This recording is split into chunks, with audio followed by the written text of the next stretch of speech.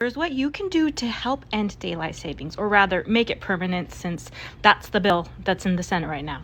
Now you might be thinking, wait, didn't this already happen? Didn't a bill already get passed to end this madness? Well, yes, it did pass the Senate, but then the House decided that there were other more important things. Excuse me, what is more important than the health of your constituents? Wouldn't it be every representative's dream to have a historic bill passed to end the madness of daylight savings? So the bill has been reintroduced into the Senate.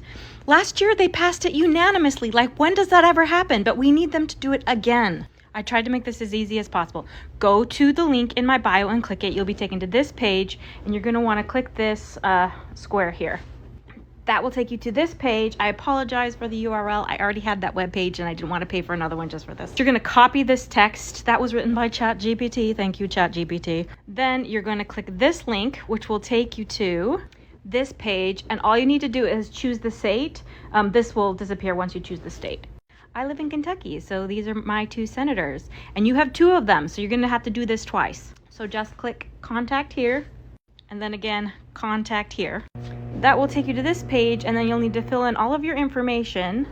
In this topic section, I chose to put other, but maybe I should have done health, because that's seriously what's going on here. It's destroying our health. Then you're going to want to write something like, I support the Daylight Protection Act, and then paste what you had copied from that previous page here. Make sure you change the bracketed text from the pasted message. You can find the name of the senator here if you don't remember which one you are emailing. Then make sure you scroll to the bottom to put in your name too. Then click submit, and you're done.